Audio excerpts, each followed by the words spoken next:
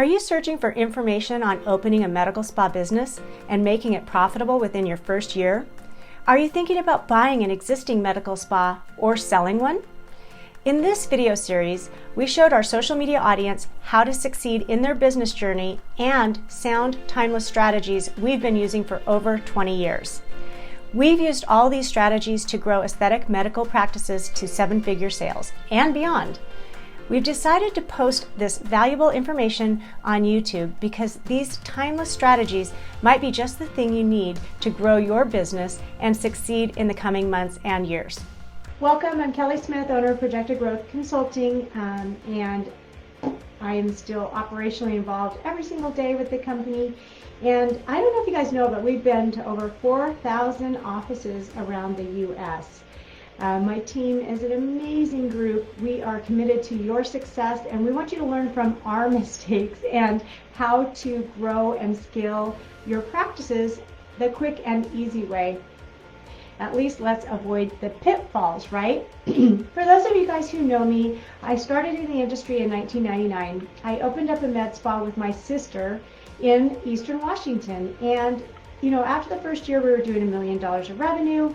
We did have 20 employees. I know what it's like to be managing the finances, the operations, the marketing, while you're trying to grow a company and be in a room doing treatments as well. So we started out with a day spa, med spa model. We had everything from day of beauty, hair salon, nail salon, massage and body treatments, endermology, injectables, and our own retail line that we created from scratch. Now, we started this with no clients in the area. I was new to the area actually, and my background had been working in marketing and business consulting. So I had the opportunity to work in several different kinds of businesses, write business plans, marketing plans, and roll those out for national chains as well as some independently owned businesses.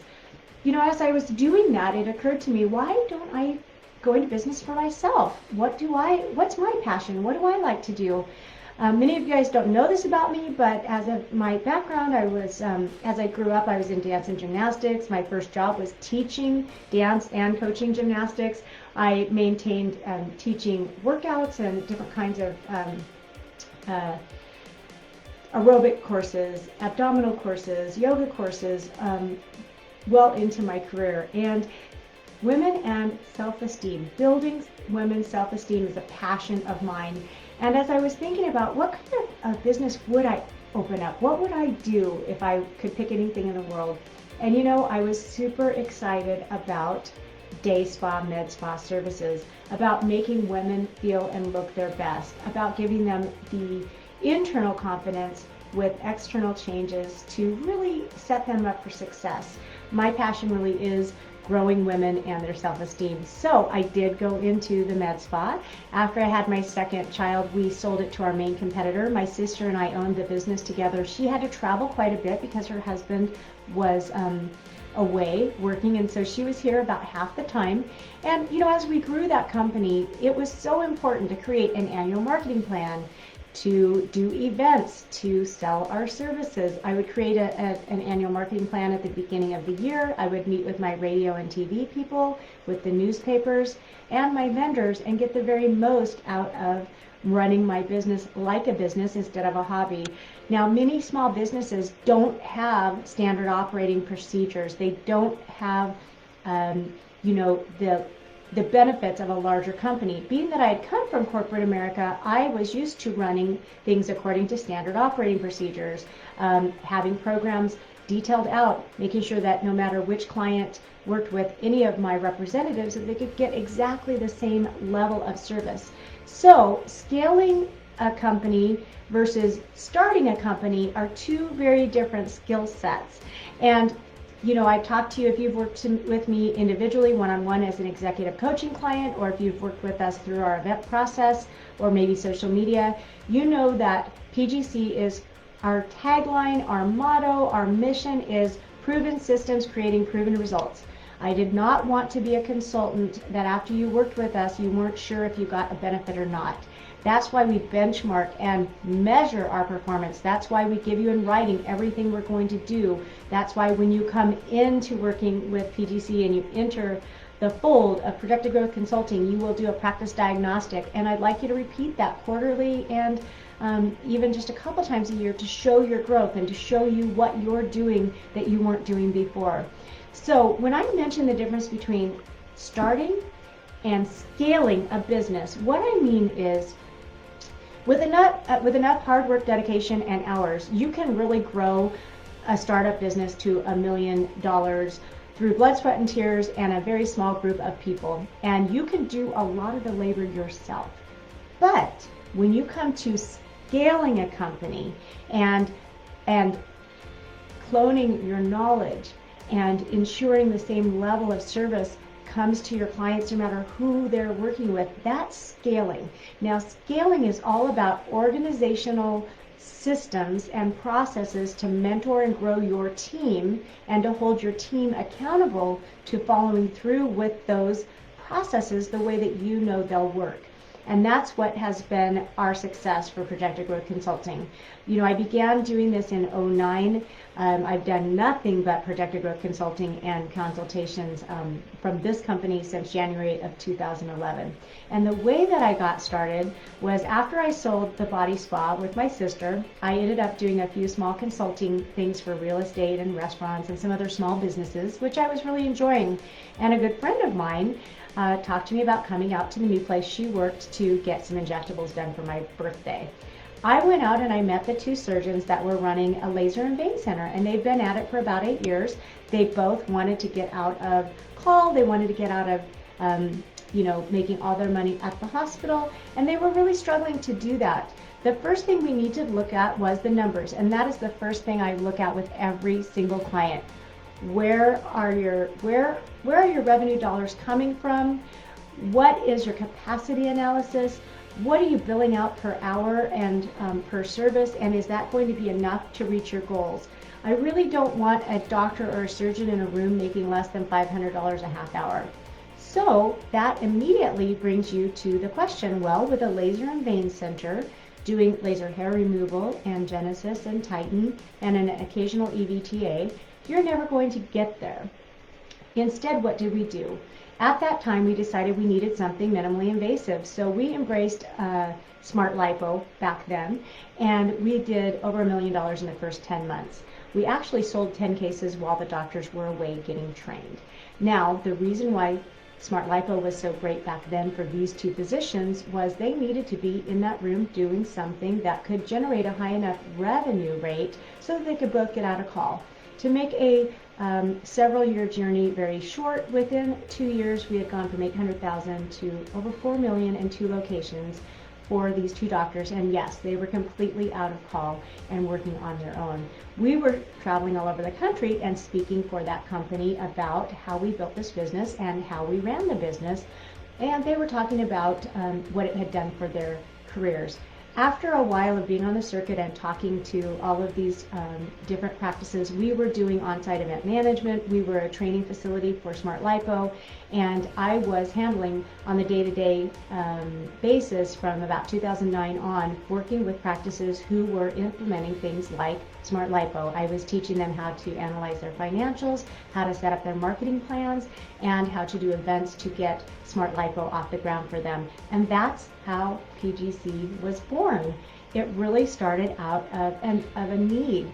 You know, these different kinds of technologies that you can buy can create amazing results, but as many of you know, you can't buy a wonderful box, a good technology, and set it in the back room and expect it to churn out money without taking the time to do a marketing plan and to get the word out about your services and what they offer and how to benefit your clients. So what we're talking about on our Facebook Live and our videos, I'm giving you tips of how to grow, how to scale your practice and still keep your sanity, because it takes a village to grow one of these practices. I know you've got laser estheticians, you've got injectors, maybe you're the injector, you're dealing with your client service issues, operations, finance. There is a myriad of responsibilities to be handled to grow up to a 7-figure location and above. And that's what we're here to do. We are your Sherpa. We're here to guide you on the right path to grow as efficiently as possible, and to create a team that surrounds you for the scaling and the labor necessary to go from a $1 million to a $5 million location. And I've got many clients who have done just that. A lot of clients start with us when they're a startup and they want to know budget. They want help setting up their performance and their budgets. They want advice on equipment and what services to go into. They need compensation plans and position descriptions.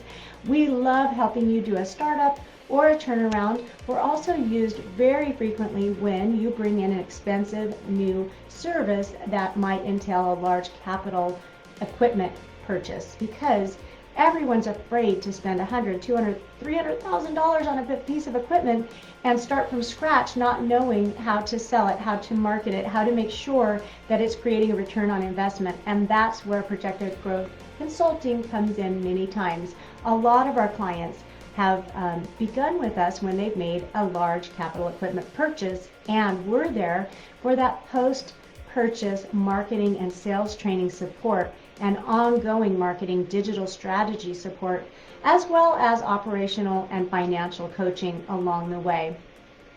I'm excited to have a webinar tomorrow that many of you guys might have seen in our emails. We are going to be doing a special interview with a MedSpa bookkeeper specialty company to talk about the kinds of things that I run into on a regular basis, which is how to set up your profit and losses and your financial report so that you actually understand how your business is going.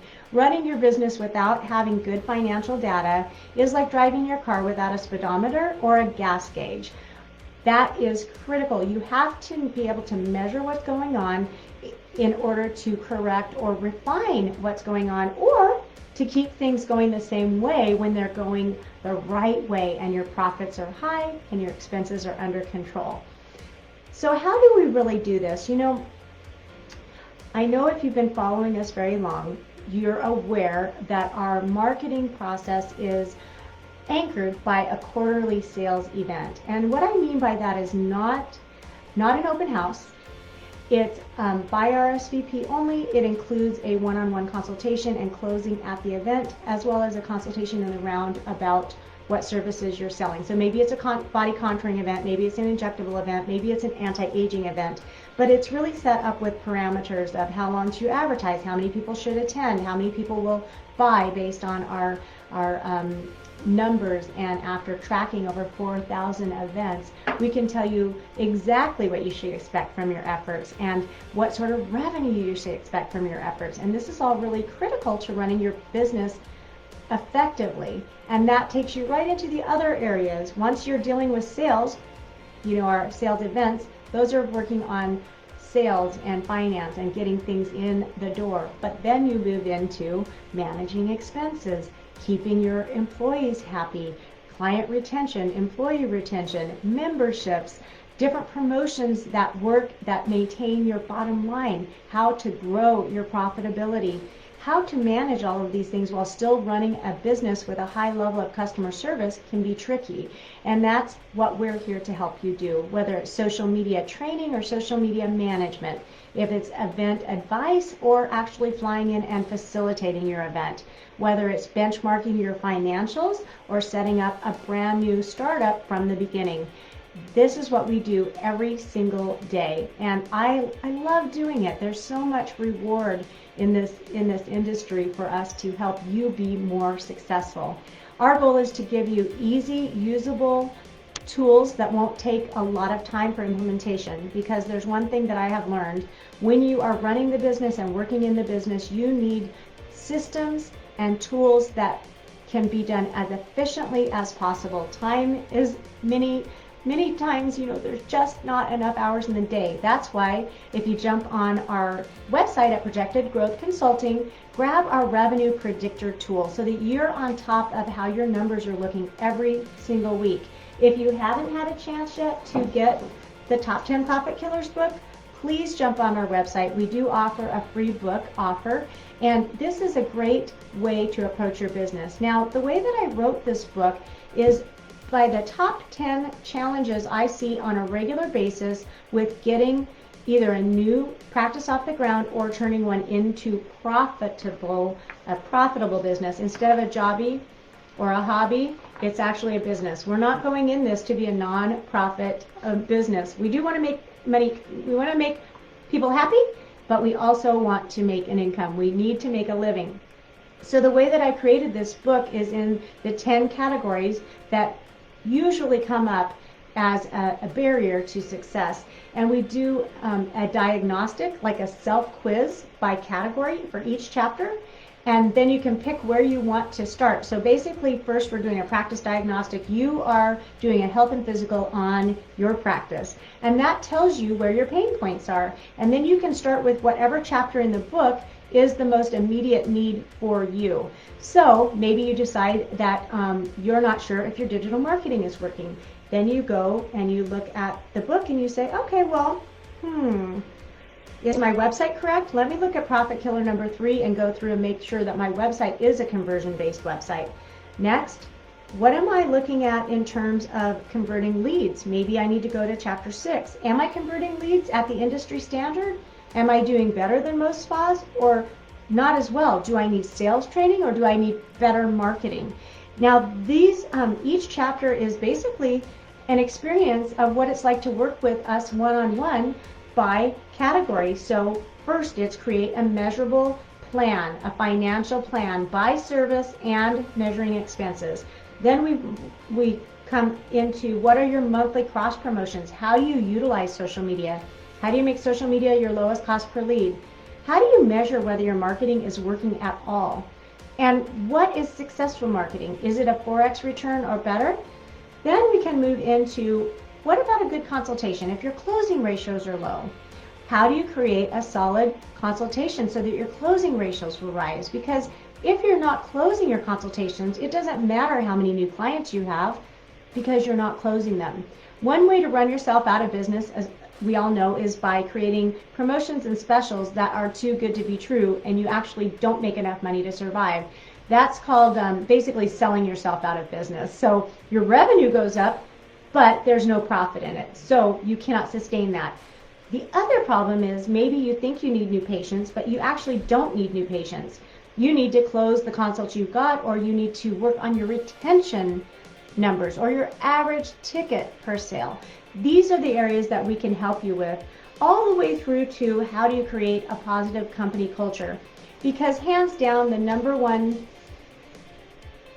most important tip I can give you for scaling your company is you cannot do it alone. You cannot do it by yourself. And that's where we get into building a team by setting them up for success with clear position descriptions, as well as the right company culture, the right leadership to incentivize your staff to want to do a good job for you and want to handle things correctly for your customers. Their why has a lot to do with how they feel about working with you in your practice and whether they're supported, whether they feel valued, and that trickles down to the client. That's why it's so important to have a good company culture.